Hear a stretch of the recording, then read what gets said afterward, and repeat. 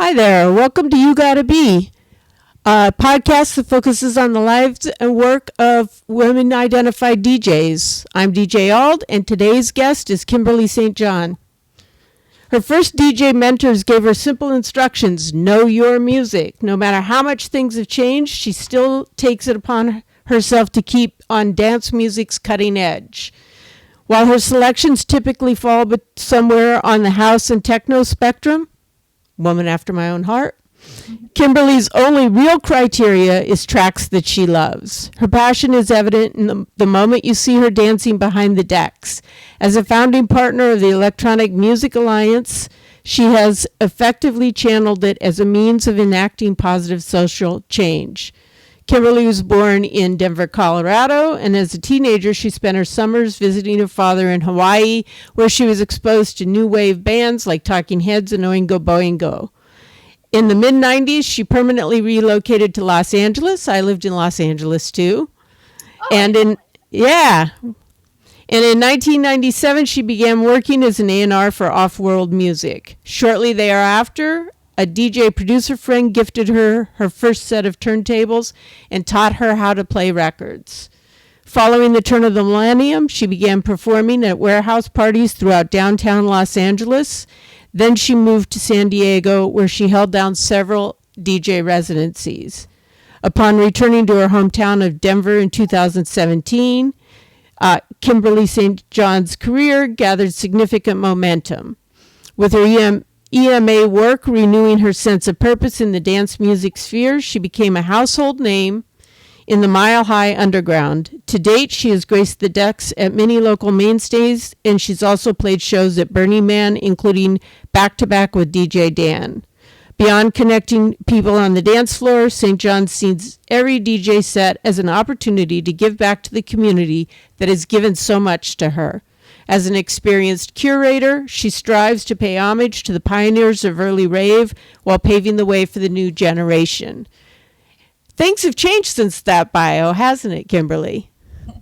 A little bit, but it's definitely still the core of kind of what my intentions are behind my DJ career. And so I guess I played more gigs since that was written, I guess, but it's still all very accurate and timely for now. For now. But you did take on another career on top of that, right? Oh, nursing. Yes. Yes. And has that left time for you to continue DJing? So I'm not playing out like I was because it's definitely nursing has really been pretty much I don't want to say taking over, but it definitely takes up a lot of time, mainly because I'm furthering my education as well. So now I'm getting my master's degree. So between being a full-time master's degree student plus a full-time nurse, it's been a little hard to find time for playing out. Yeah. Yeah. What was the first song you remember loving as a child? So there's not really one particular song that comes into mind, but I have to say the first concert I ever been to, if I can say that really is a standout moment. It was when I was 14 years old, and it was Bruce Springsteen when he came here to Denver, which is where I was born and raised. It was his Born in the USA tour. Mm-hmm. So I remember going to Bruce Springsteen's Born in the USA tour concert here when I was 14. And that was pretty great first concert. Yeah. And then after that, like I said, there's not really a specific song, but I kind of have always tended to like a little more underground or new wave kind of music over pop, even as a kid or even a teenager. I started listening to kind of my first bands that I loved were like The Cure and Depeche Mode, things along those lines. And that was when I was a young teenager. Great. Yeah. What are your favorite genres to DJ to? And you talked about house and techno, but is there anything else? It really depends on the event, kind of the time and the place, but techno and house dance music are definitely what I love. I did have a residency at a place called Searsucker that was in San Diego for a while, and that was a really interesting, um, not just gig, but kind of a series of gigs that I did there, where it really branched. It helped me branch out, kind of musically as far as genres that I was looking for. So that was kind of more, I don't know, kind of loungy or a little more background, because it was sort of a high end restaurant bar, but they wanted a live DJ. So, Mm-hmm. so I even got used to playing different kinds of, sort of more background dance music or a little more alternative, and that was kind of different for me. But I just keep going back to, techno and house and dance, because those were really my earliest, electronic music influences. Yeah.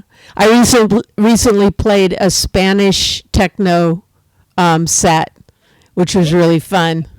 I love it. Yeah. Yeah. What are your favorite genres to dance to? So dancing, that's definitely a wider range. I like dancing to everything.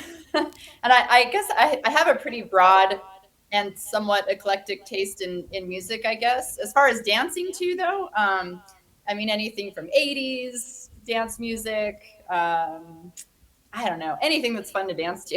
It just depends on, where I am. But I love dancing. And even when I'm playing, like I can't just DJ and not move. Like I'm constantly dancing. I just feeling the music. Yeah. So I love dancing to everything. Um, and as far as just listening to music, that's really a wide range. So I've kind of been into this, French. It's a band from France, French electronic, and they're called Polo and Pan. Oh, Kind of cool. a really big kind of newer fan of their music, and I love discovering new bands. It doesn't necessarily have to be electronic. I just feel like there's so many interesting genres and subgenres, out here. And to me, it's just more about, do you like how it sounds, rather than trying to categorize everything. It's, yeah, really interesting things out there now. The other night, I even went to, like a live ensemble, that was at a theater, here. And so I even like anything from classical. I even like going to operas every now and then. Mm-hmm. I just love, yeah, lots of different kinds of music. I love a lot of different kinds of music too. And I've mixed classical into trance and jazz into house. Really? And yeah. And That's interesting. almost always I gravitate toward in house, like the songs that have sort of the jazz piano break in the middle of it. Remember Thelma Houston's is it Don't Leave Me This Way, has that little break in it that's like this sort of jazz piano thing that's happening that everybody cuts loose on the dance floor. I It's know a the song, but I can't think of that part. I'm sure I would know it if I heard it. Yeah, it's an old disco song. But I came out in the 70 late 70s early 80 club scenes. And Hmm. so I was a dancer. I wasn't a DJ. I Right? didn't I didn't start DJing until 58, and that was just sporadically. And I it love wasn't until the pandemic that I started live streaming regularly. that. Uh-huh. And so my attitude is always, if I can dance to it, there's a good chance everybody else can. Right. Yeah, and you've got that background, that passion for music, whether you played it or not. If you Yeah. know, going out dancing, you know good music. Yeah. And the way the DJs can keep you on the floor when you're like, I got to go to the bathroom, I'm thirsty, my feet hurt. And you're like, but I can't leave. This is my favorite song. Exactly. That's like I hear stories about, Madonna, when she first started out and she was giving the DJ her tape, of her songs that she was recording. And one of her first songs, the dance floor just got packed. And that's when she knew, like, okay, people are liking my music. Yes, yes, exactly. Hmm. So you naturally segued into the next question, which was your favorite genres when you listen to music. It's interesting. My last interview with Paige Hodel, she says she doesn't really listen to dance music when she's not working. She tends toward jazz. Oh, And I find myself listening to either NPR or jazz or classical when I'm not working on like putting sets together. right. Yeah, I guess unless I'm really seeking out music to put into sets, I don't just listen to it either too much. I really like finding different kinds of music. That reminds me of a friend of mine who's been in the music industry for a very long time. And he literally listens to no music when he's home. He says he actually just likes it quiet. He says that surprises a lot of people. I do that sometimes too, like in the car or something. I'll be just like, meh, I'm not going to listen to anything today. Yeah, in the car, I tend to listen to more podcasts. I always love Mm-hmm. learning. So, and I think that's a great way to get, when get podcasts that has material that you're interested in, of course. I think that's a great way to kind of learn different, things, things in the world. Yes. I don't really, tend to listen to a lot of music in my car, I would say either. What made you decide to become a DJ? So I grew up in Denver, Colorado, and came full circle, and I'm back here now. And when I was around 19 years old, I remember Denver's always had a really great underground electronic scene. And I was just talking to some friends last night. It's amazing how much the city has been built up, and there's all these new neighborhoods and really neat, great restaurants everywhere, which I love the growth that it's had. But back in the day, I remember. So this was like early '90s. It was nothing. I mean, just some of the bigger buildings you see, but a lot of just old abandoned warehouses everywhere else. And there was a pretty good underground rave scene here. And I remember going to my first rave around that time, and just like, wow, what is going on here? And there was a DJ playing, and I just was kind of trying to grasp what was even happening. And I just noticed the way he was um, just kind of creating this whole time and space. And I just thought that was so interesting. And I thought, I want to do that. I love Yeah. music. And I just saw how people weren't just talking or hanging out at a bar or whatever. They were dancing and they were looking at the DJ. And it was just a different focus than I had seen before. And I just thought, wow, how interesting to, um, create that yourself. And so I just thought it just looked really fun. Agreed. The first place that I went to, the first real dance club I went to was called the Monastery in Seattle, and it was inside a church. Oh, neat. And it was one of two clubs that was open after hours, and everybody in the city came. Like it was mainly LGBTQ, but everybody after two showed up there, and it was just a great fun place to dance. Mm-hmm. And Exactly. it's entirely different than a bar, because bars are people are playing pool or they're talking to each other, or they might sit and listen to a live band or something, but they're not really getting up and dancing the way you do in a club. Right. It's focused more on the drinks and meeting up with people, whereas, right, in a club, it's about the music and the dancing. Yep. Yeah. How did you build your business or market yourself? So I definitely just did it my own way. I know at several points I had different people offering to manage me and do this and that. And then it just felt, once we got kind of deeper into that, it just felt very controlled. Like I was going to lose all creative control. They wanted to tell me where I was going to play, when I was going to play. They were going to take a pretty significant cut of my money. And I just thought, I can do this myself. I don't, and Yeah. just have a lot more control and have fun with it. So, so I may not have done it the way that, I don't know, I guess a lot of people do, or the way that people say you should. But I've moved several times to different cities, and every time I moved to a different city, I would go out by myself a lot, and I would find where the electronic music was, and just kind of, I think that's kind of another neat thing about the whole. electronic music scene is that you never feel alone, like you're just going to some bar by yourself or something. You get there and it's just like a family, kind of anywhere you are. Yeah. Everybody's there for the music. So I would just go out by myself, but I would meet people and listen to the type of music that was being played and all that, and just kind of start talking to people and say, hey, I DJ. And then it would just, they'd ask me to play a time. And then kind of from there, it would just build.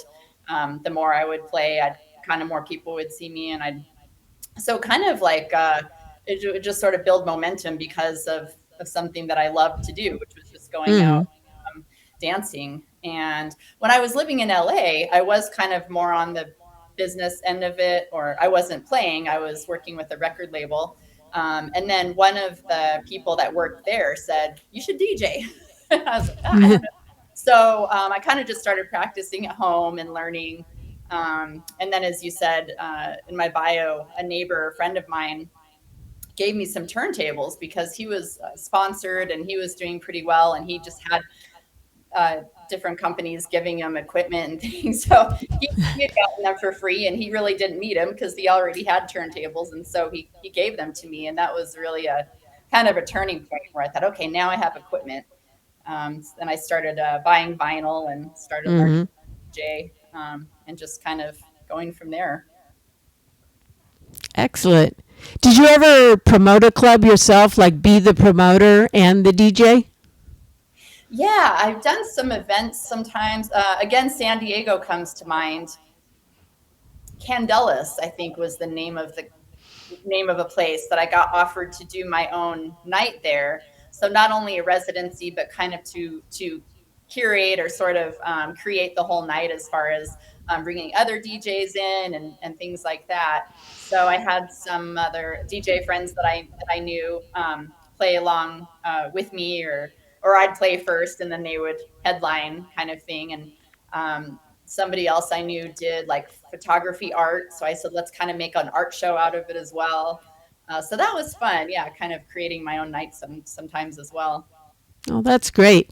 I'm thinking about doing that, promoting my own shows. Yeah, do it. Got to get got to lose the full-time job first. Yeah, job, real job's really get in the way. I know. It's funny. The other day I was thinking, because you know how when you live in LA, which I did for 15 years, and you meet somebody and you'd say, "Oh, what do you do?" And they'd say, "Oh, I'm an actor, but I wait tables." Yes, You know, all the right? time. And so I was thinking about that the other day because I was talking to somebody and I was like, "Well, I work a day job and but I'm a DJ." And I was like, "Oh my God, I'm doing it." Because it was such a stereotype, right? Everybody in LA is an actor, but they're really waiting tables, right? And so there I am going, "Well, I'm a DJ, but I have a day job." I know, me too. I know, it's funny. Yeah. um, what beginner mistakes did you make that you wished you know more about when you started? Let's see. I think just being afraid and not trusting myself. That was the biggest mistake because I look back and I think, gosh, that really held me back for quite a while. And just like anything, the more you kind, it doesn't get easier to take on something new and to learn something. You've just got to go through that uncomfortable um, period. So I don't think that ever gets any easier. But if you want to do something, like just do it. And yeah, Yeah. you're gonna make mistakes, and hopefully you're not playing in front of some massive crowd your first time. I don't, most people wouldn't get that opportunity anyway. But I think just start and just do it. So I think that really held me back for a long time of kind of going further with it than I could have many years ago, and Yeah. just having fun with it. I got way too into my own head at first, and I think that's easy to do when you're nervous. You just you're not as experienced. You don't want to make a mistake, and then later you realize, oh gosh, just get up there and have fun, and then it just Yeah. kind of keeps getting easier.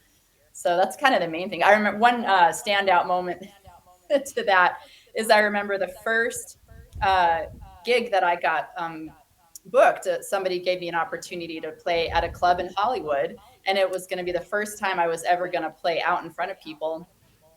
And it was kind of, I want to say it was too much too soon, but again, I was just, freaking out, and I should have just done it. And, but I got so nervous. I remember I got my records, I got up there, and it was pretty crowded. I probably should have started on like a weeknight or something. I think it was like a Saturday night. I was like, Oh my God.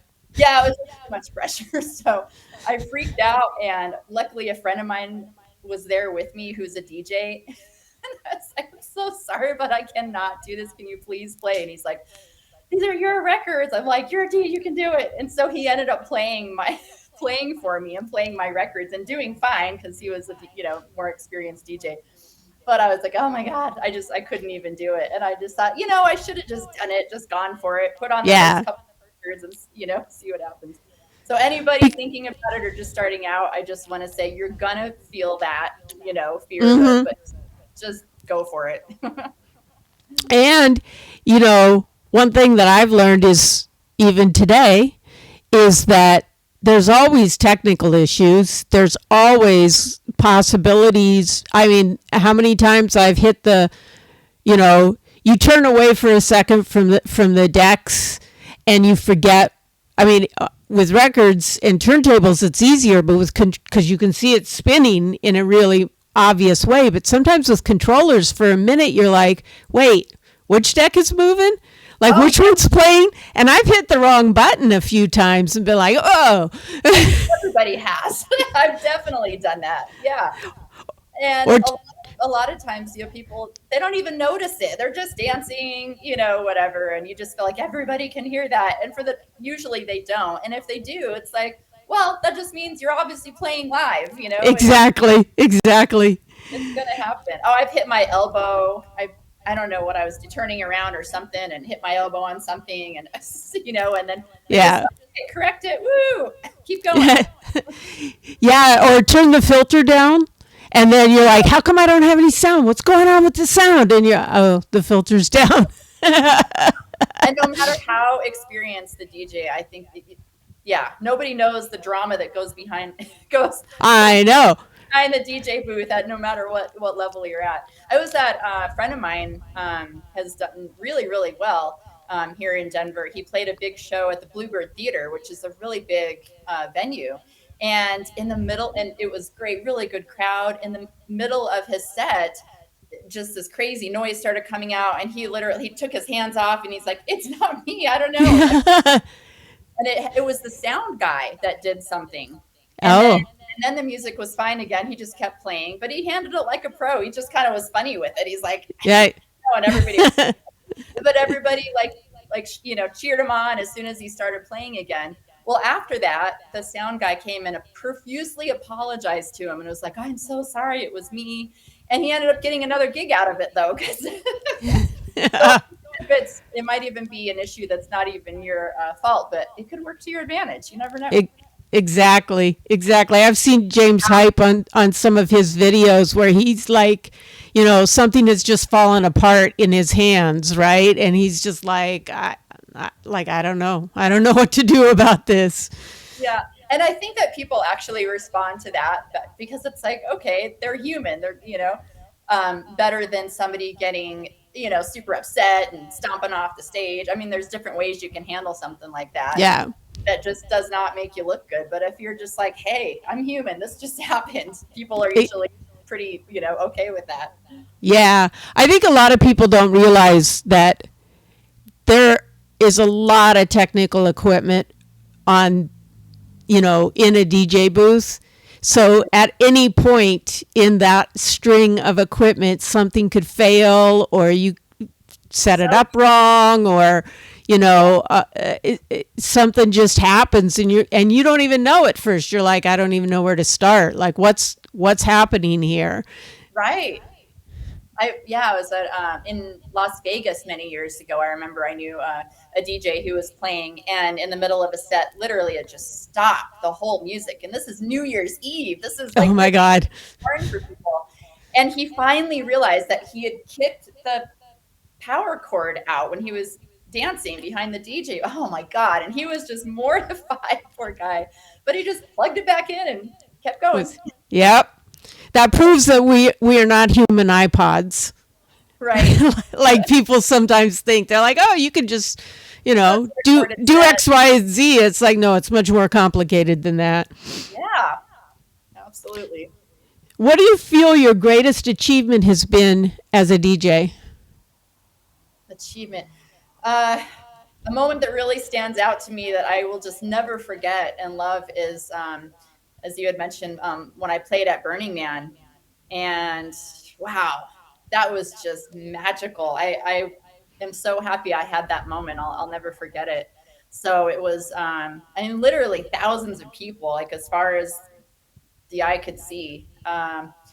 It was, yeah, I don't even know how to explain it. It was just magical. And that's the one I played back to back with DJ Dan. Mm-hmm. And so he was playing a few songs, a couple other of us were playing as well, and then I'd jump on, and I just remember thinking it was so, I felt like it was so high stakes because it was at such a massive event and in front of way more people than I'd ever played in front of before. I just remember as soon as I'd start playing, I'm like, don't mess up, don't mess up, don't mess, like in my head. Yeah. Don't mess up. So I was definitely nervous, but so excited. It was just exhilarating. So that was just incredible. I'll never forget that. Was it a daytime or a nighttime event? It was nighttime, so you could Okay. people like glow. People wear all these glowing things so that you can see them when they're riding the bikes in the desert at night and all that. So you could just see for as far as you could see, just glowing people. It That's was, amazing. and just to be out in the open like that, and it's such an incredible kind of special time and place that it was that was magical. But there's some challenges to having DJ equipment and computers and stuff out there, right? Oh my God, yes. Oh, when people bring their equipment back and have it serviced, people that are cleaning out this equipment are always like, what did you do? Where did you take this?" Because everything's just covered in dust. Um, I remember one night some friends of mine were DJing there as well, a different party, and I was just there kind of stage managing and kind of letting everybody know what time it was and all that. So that was kind of fun. I was just sort of dancing on the stage the whole time and sort of managing time. And it was so dusty. So there was somebody, a sound guy, that literally had a dust buster, and he was coming in and he was vacuuming the equipment in between sets. It was just That's crazy. it was really funny. Yeah. That's funny. It kind of trashes equipment. Yeah. I Yeah, don't know how it plays sometimes. that's what I heard. Yeah. Quite an experience. How do Uh, you keep the? Oh, oh, go ahead. just going to say one more kind of standout, I guess, accomplishment or gig that I was like, this is why I do this. I just love seeing people dance and smiling and helping people have fun. It's just nothing like it. But there was one gig here in Denver at a place where I opened up for an artist named Rebuke, who he's Europe. I think he's Irish actually, but he plays all over the world and he's played massive festivals and big shows. And I got to open for him here in Denver, and that was incredible. It was just such a good crowd, and sometimes you just get lucky. I think with just sort of the right timing and the right gig where you just feel that magic, and it's beautiful. What are your thoughts about if a DJ is opening for another DJ? What are your thoughts about that? What do you think people have to be aware of? It is not easy, especially with that. I was really excited because we play a lot of the same. I mean, I see why I got the gig because we are very similar styles, and I even had some of his tracks, but I couldn't play. I didn't want to play his tracks because he's playing after me and he plays them. So you don't want to play, I feel like, an artist's tracks if you're opening for them, but you just want to have a similar genre, and you also don't want to overpower it and play too kind of hard or heavy because then you kind of blow it out for them. So you need to build up. I think you don't want it to be too slow, but you want to be kind of in the same line, the same genre as they're playing, and kind of build the energy. There's definitely an art to opening. It's not easy. You don't want to piss headliner off, the person that's following you, but you also Yeah. don't bore the audience or play something really different either. So it's challenging. Yeah, because you have to keep the audience there and then start hyping them for the headliner, but Right. don't hype them so much that they're like, now I'm tired. I want to go home and go to bed. Exactly. Exactly. And you don't want, yeah, the artist to come on and go, where am I supposed to go from here? You've been playing like this crazy fast techno, like, so you don't want to do that. But exactly, you want to build it up and have the crowd really start getting into the vibe a bit and just set the stage for whoever's following you. So, do you meet with the headliner before you open to find out sort of, like what song maybe they're going to start with so that you're close to that BPM when they come on? Usually not. You would think that would Really? kind of be the smart thing to do, but usually it just can't happen because a lot of times, we'll say for Rebuke, for instance, he had just gotten off the plane. So when you're opening for artists who are touring heavily, they don't even really have the opportunity to get there early and talk to you about it or kind of decide. They're just kind of there off the plane, like just showing up to the venue. And so then you kind of just communicate through the music. I don't know how else to say it. You just, I'm playing music and then I see him come on stage and like, oh, hey, how's it going? How you doing? He's like, yeah, good. Flight was good. Okay, good. And I'm still playing. And then he just kind of listens to what I'm playing and just kind of works into it. And I think the whole time I'm playing, or same thing with me, if I'm following somebody, I'm listening to what they're playing, and we don't plan it. I'm just kind of, and then sometimes they'll say, oh, is this track okay? Do you want me to play something different? And usually it's like, no, whatever, just play whatever you want to play and I'll figure a way to work into it. That's really good advice. And while I'm the only one taking it in right now, I hope other DJs are listening and taking notes. Um, how do you keep? Oh, did I talk about that? How do you keep the music and DJing fresh for yourself? Oh, no, you didn't. I think, well, I think you always kind of have to have the mindset of learning or like loving to learn. I think if you're not kind of have a lifelong learner mentality and you're not, curious, then you're not going to go very far. Your music's going to get really boring. So I think I've just always been curious. And I think with music, it's something that never gets old. It's always growing, it's always evolving, it's always changing. And I think to keep it fresh, you just need to keep exploring and being curious about it and finding new music, which is the fun part about it. Very cool. I love so much different music that I'm always like. I have a playlist on Apple Music that's just listens, and it's all kinds of different artists that I hear about on TV or catch a song on the radio or something. Right.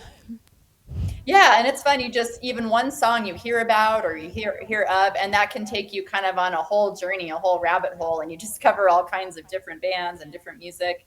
At the same time, I feel like I I think I've always sort of been known for uh, also bringing in as keeping fresh and keeping new, but also bringing in some of the older genres and tracks too that were influential to me, like in the 90s and I'd say late 90s. I remember clearly living in LA when the kind of a lot of techno and electronic music was coming from Europe and was getting bigger. And I started noticing it on car commercials and things like that. Um, but that sort of big room, four on the floor, like Crystal Method and Chemical Brothers, bands like that. Green Velvet were such a big influence to me at that time. And I find myself, and I think they're timeless and they kind of work with a lot uh, Mm-hmm.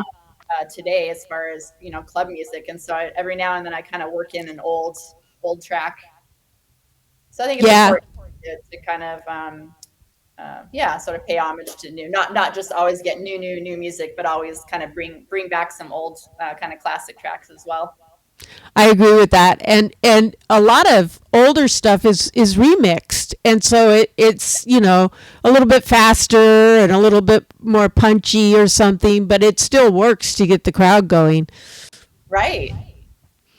And I think too, TikTok has had a real influence on older music because people like to do the videos to it, their dance videos and stuff. And Yeah, little clips of music of kind of recognizable songs, and it's really fun. yeah, Hmm. yeah. And what was it? Stranger Things like gave Kate Bush a hit again with Oh "Running my Up That Hill." I know. I know when I heard that, I thought, oh my God, I liked this song back in the 80s. And I was really happy for her that it blew up like Yeah. Oh, when that song first came. uh, I think. Let me think. I think I was living in San Diego when that came out, so that would have been before 1992. Okay. Maybe late 80s or I was Yeah. thinking. But yeah, I remember that song from a long time ago. So I think, and it was very underground. So I think it's Yes. great. A lot of people can, have the opportunity to hear it now. Yes. I also really liked her song "Hounds of Love." That's what got me into it. That's what I bought Really? the CD. Was it CDs back then? I think so. The CD for, and then "Running Up the Hill" was on that. Oh, wow. Yeah. What have been your biggest challenges in the business, and what do you think are the biggest challenges for women DJs in the business? I think the biggest challenge is just always growing your career. It's not like a lot of career paths where it's like, say, so for me being a nurse, for instance, it's like, okay, you go to school, you get this, your nursing degree, this is what you do. It's kind of like, it's difficult, but you have a path kind of laid out. Like if you want to get to here, these are the steps you need to take.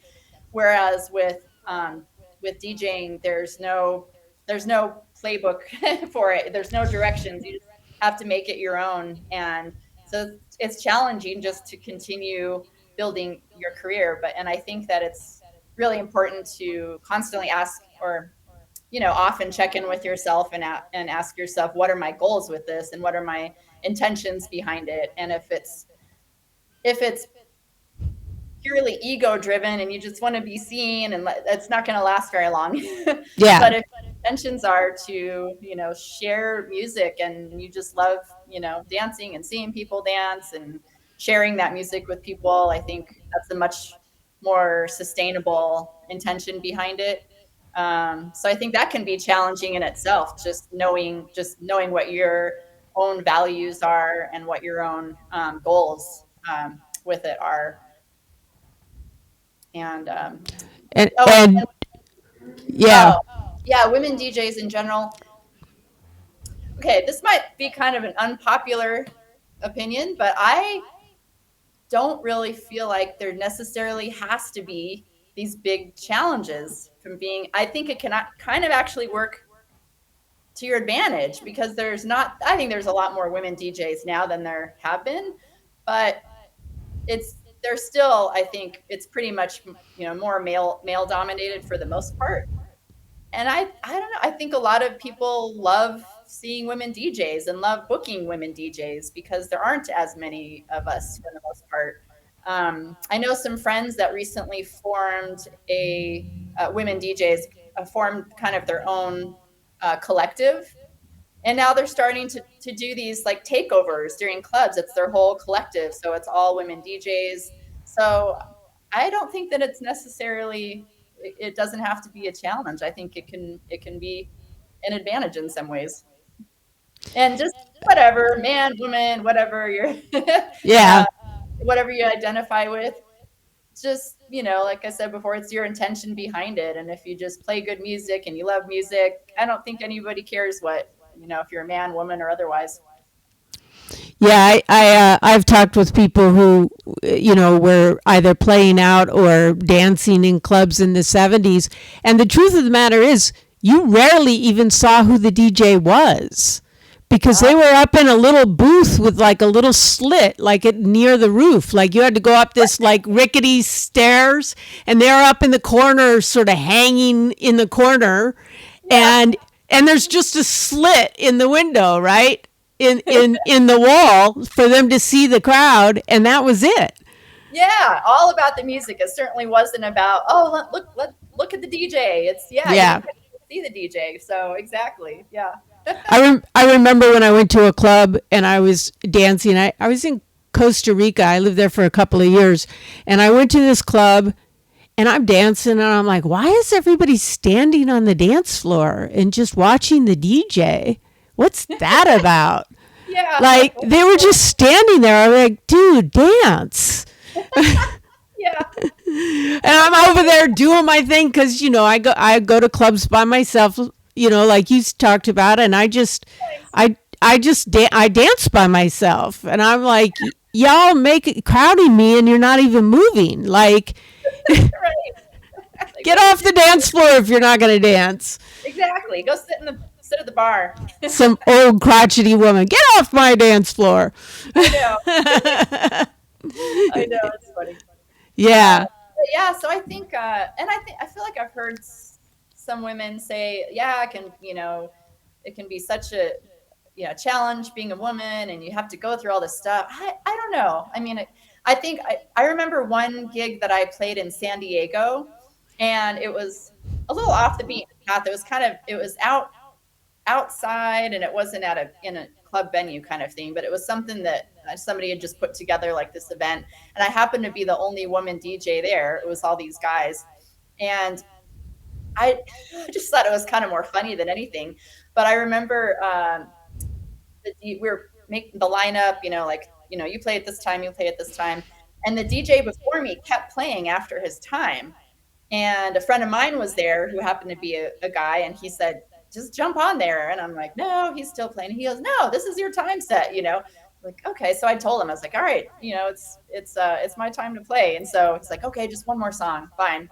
And then I got on, and then the guy after me tried to cut into me and cut me off sooner. And so again, my friend was like, don't let him do that, keep playing. So that was kind of a lesson. I'm glad that I had that friend there with me who, was a guy himself, and said, don't ever let that happen again.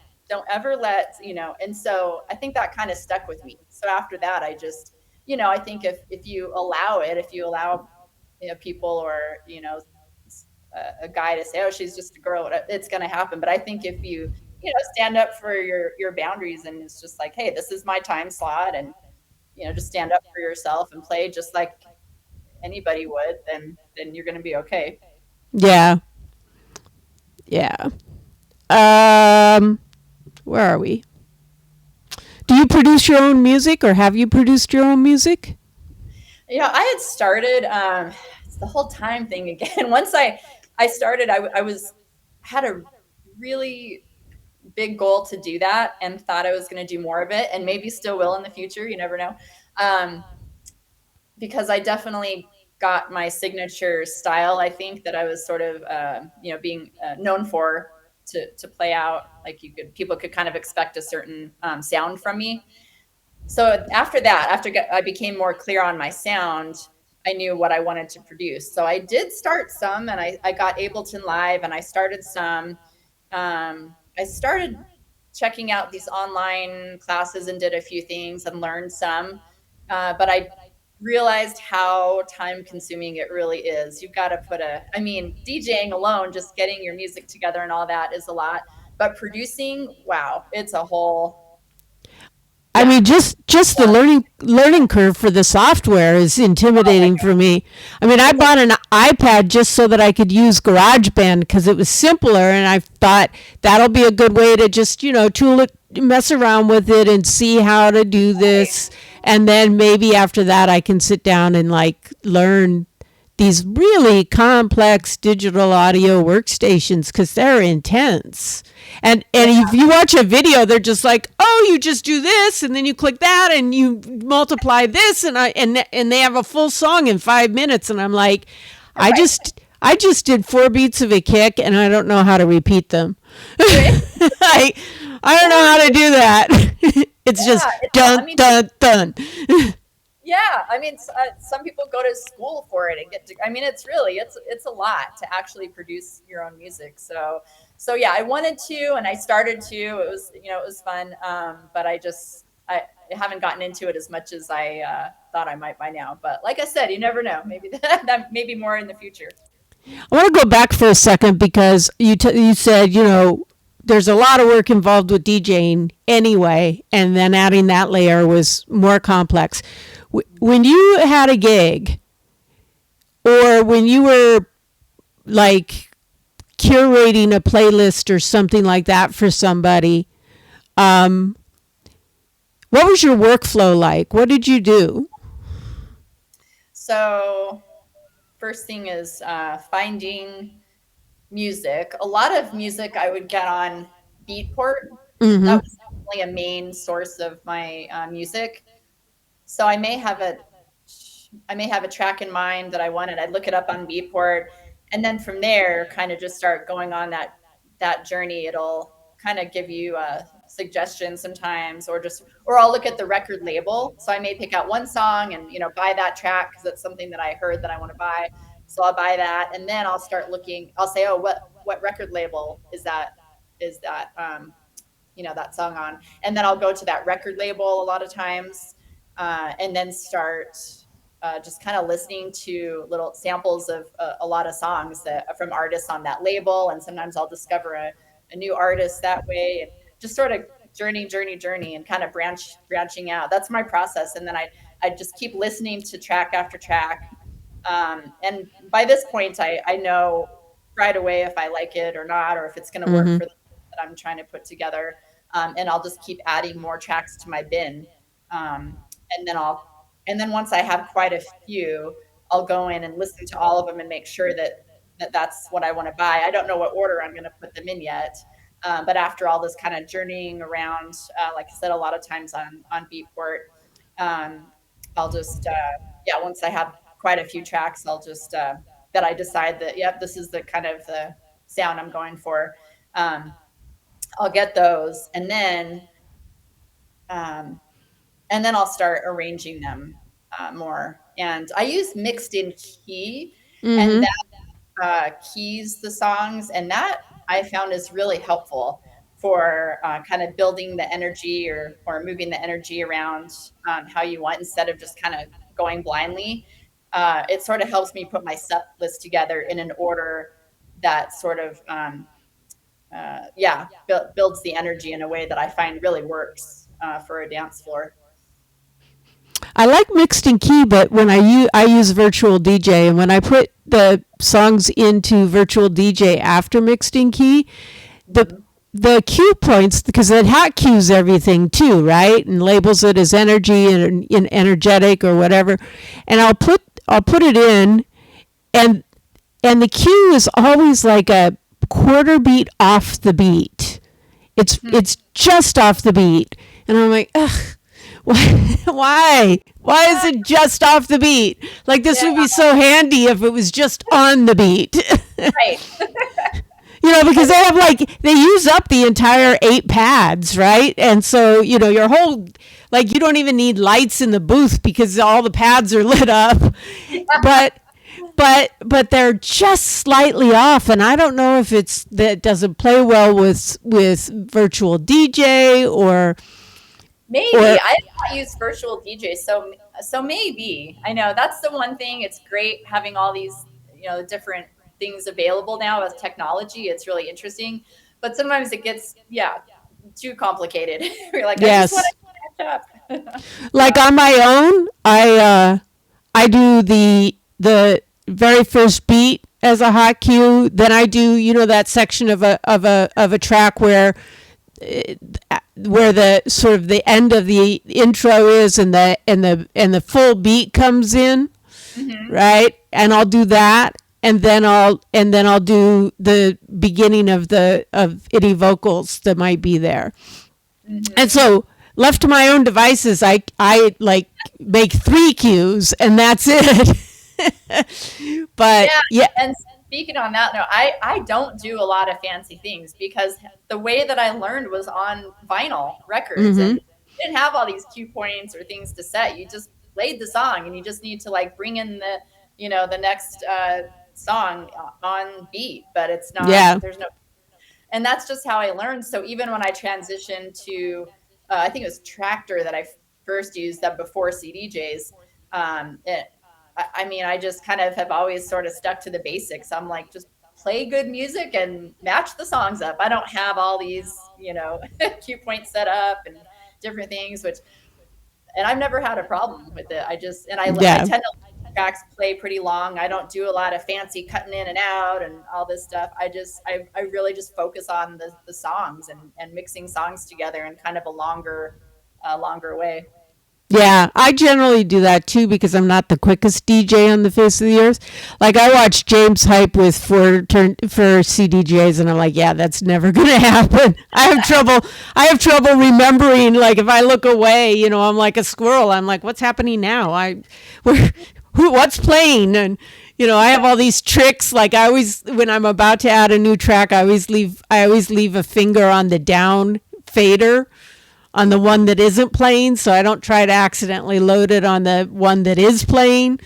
Yeah. I mean, I have a lock on it, but sometimes I forget, and I'm like, "What's it doing? Okay, just okay," and then it like just changes, right? Right. And then there's different kinds of mixers too, which can be a challenge as well. If you're used to one type of mixer, if you're used to practicing at home or, wherever on one type of mixer, and you get to a club and you're like, oh my God, I don't know how to use this mixer. So, but I feel like I've gotten to the point where I can, after a track or two, I figure it out. I can kind of play on any mixer because you kind of have to. Different clubs use different equipment and you Yeah, kind of just, yeah. And that's another thing I think can be an advantage of just sort of sticking to the basics is that I'm not trying to do a whole bunch of fancy things. So therefore I can pretty much figure out, I think, any mixer. And I've had friends that do set a lot of different cue points and have everything really, really planned out.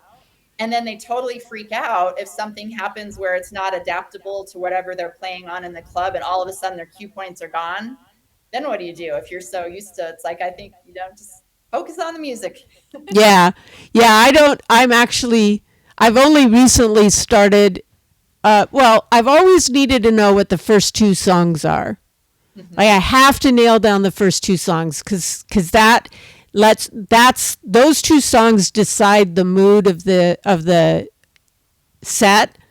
And so I want it to either say something or have some really unusual sonic aspects or something.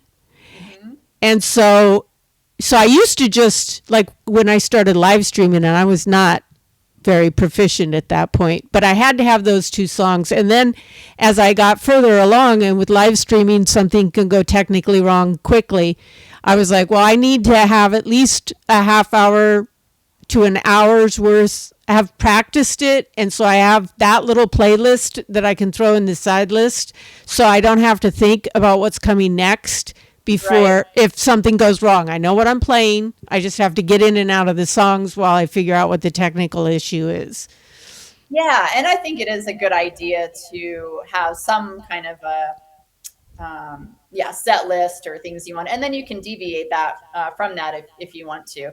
I usually do that, and I just am kind of envisioning what the sort of the vibe is going to be like depending on the place that I'm booked and what time of night it is, and then so I get music accordingly and get my set list together accordingly.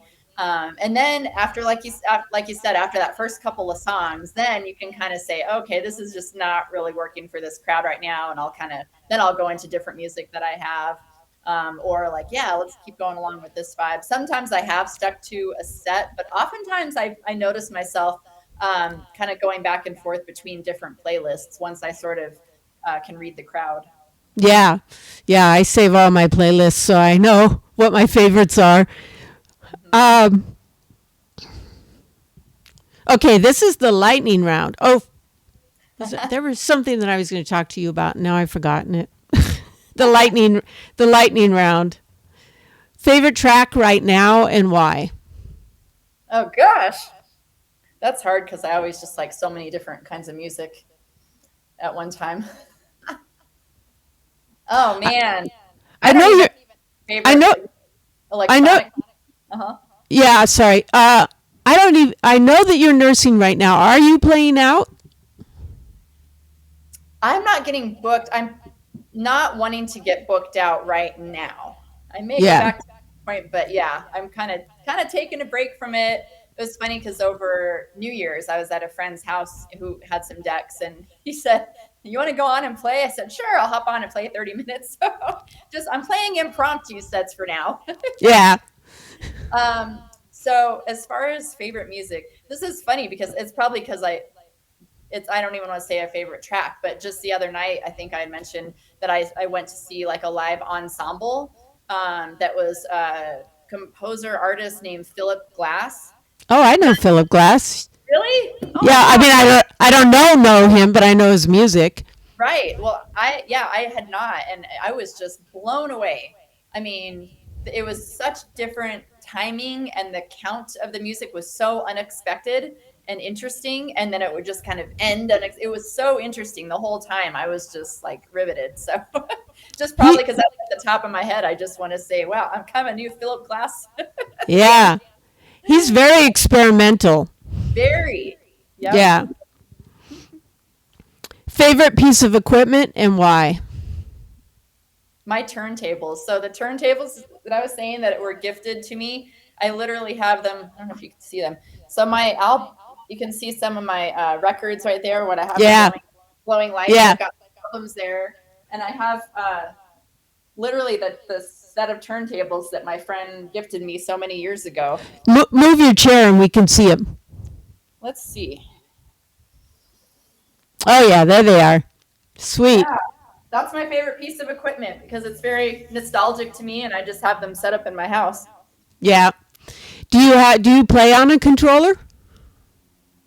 I still have my tractor controller. I think it's an S2. They came out with the S4 later, but I still have my tractor controller S2, which I haven't played out on in a long time. Most recently, when I've been playing out, it's always been the CDJs at a club. Yeah. I booked actually studio time. There's a studio not too far from me, Grove Studios in Ypsilanti, and they had a DJ setup, club gear, Oh, fun!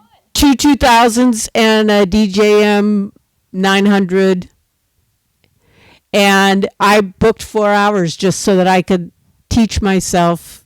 I was gonna say, can you go play on it? Oh, that's great. Yes, yes, yes, and it's really inexpensive. Like they Oh, had a Thanksgiving sale. I got 4 hours for $36. oh my gosh, that's Yeah, nothing. So but worth it, it.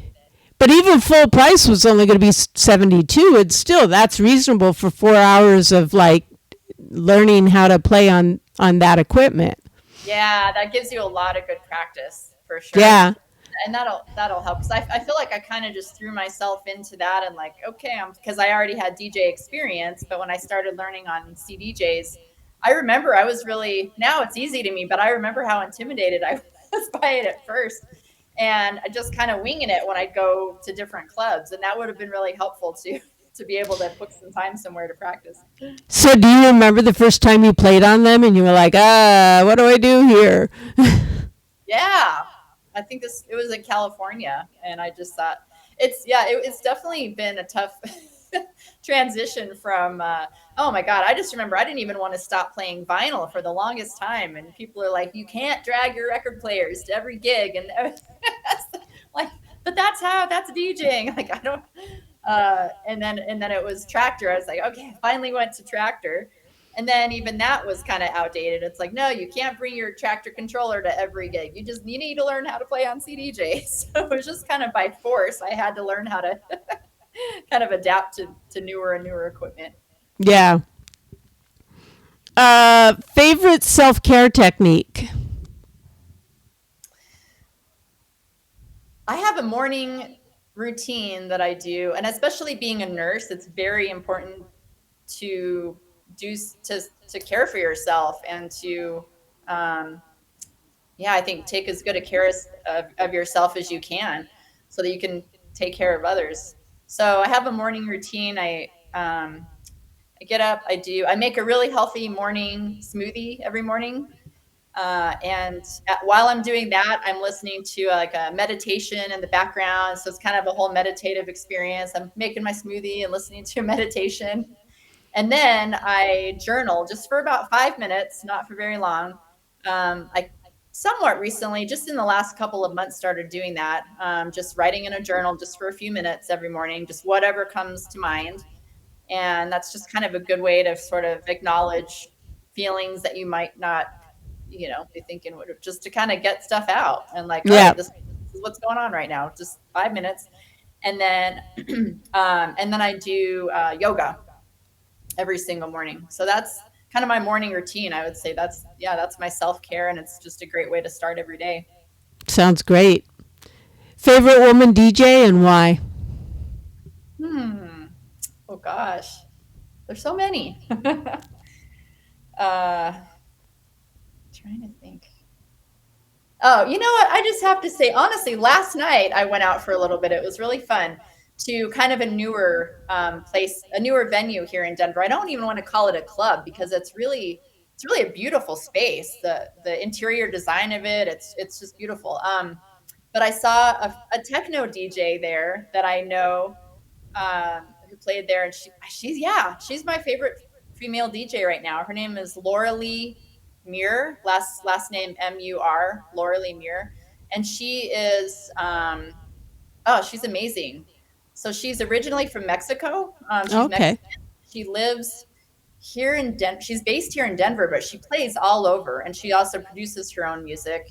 And she's just so down to earth as well. And I just love her, and I love her energy, and I love seeing her play. I think talking about people having other jobs, she's a really successful DJ and music producer, but she also has this really interesting real job in, I don't know if she works for NASA, something with space tech. Yeah. It's like this incredible job. I'm like, that's like the coolest job ever. And you're a DJ. Yeah. Wow. Laura Lee Muir, she's my favorite right now. So she could kind of lead with either one, right? She could be, Yeah. yeah, I'm aerospace and I'm a DJ on the side, or she could be like, I'm a DJ, aerospace on the side. Yeah. She's like super successful on both. Yeah. Yeah. Really amazing. I remember what I wanted to ask you. You mentioned a couple of times that you have a signature sound. How would you describe your signature sound? I would say definitely like pretty heavily influenced by the type of music I was talking about in the kind of the is it late mid 90s, I would say, in LA, kind of that sort of bigger, again, I kind of go back to thinking of like Chemical Brothers, Crystal Method, um, I don't know, a lot of bands on that line. So I Green Velvet, I was always, so a lot of that sort of the older, like the techno, kind of big room techno, Mm-hmm. definitely have that, a lot of that influence and sound in my sets. And then like the guy that I opened for, Rebuke, so kind of sort of big room, but with sort of some interesting elements to it as well, and danceable. What what attracts you to a track? Like what do you end up focusing on? Hmm. I like the, a really good beat. That might sound kind of obvious, but just like a really like driving. I'll say more like driving beats. And then I noticed I tend to like kind of these interesting sort of trippy, echoey vocals, or kind of weird vocals here and there too. Yeah. It's interesting, isn't it, how you gravitate toward certain elements of a track. It Like, is certain things that just grab you. yeah, like sometimes I focus on little beeps and chirps, Yeah. and I will use those beats and beeps and chirps in a loop to mix into the next song. It'll just be like beep, beep, beep, or whatever, I and feel the same way. Sometimes it's the littlest thing, and I'm like, why is that so interesting to me? But it's just something that's exactly the same with me. Yeah, it's kind of the little things. Whereas some tracks I'll listen to, and I'm just, no, no, no, right away I just know. But it's these interesting little elements that I gravitate toward too. Yeah, yeah, thing. that are a little bit of a surprise. Over a year ago, I got it. A friend told me about Vina House. Are you familiar with that? No, It's a Vietnamese house subgenre, Interesting. and I loved it, but I could not find a single track. I just could find like mixes, like 2-hour mixes. Well, then I found I've 4 or 6 albums on Apple Music, and just a couple of weeks ago I played it. It's all in Vietnamese. In fact, I had to translate it. I had to translate it, so I had to translate the titles so I had some sense of what was going on, right? Interesting. I love it. And it was so fun because there would be like this sort of melodic sort of crooner kind of thing happening sometimes, and then this just dirty bass would come in, like bass tech bass or bass house bass, where it's like, it's not the sort of like just like backbone beat, but it's loud and punchy and fuzzy at the same time in a way. You know what I'm talking about? Wow, that's great. Yeah, it was so much fun. I had the best time doing that set. I was like, I have no idea what they're singing. And then every once in a while, a track would be, or part of a track would be in, the lyrics would be in English. And I'd be like, oh, that's a surprise. Like, no idea what I was putting out there. That's funny. Every track was a surprise. Yeah, it's really fun finding music from different countries. Yes. It's so different. Like I was saying, that French electronic band that I recently discovered, they're just so good, but it's so unique and different. Yeah.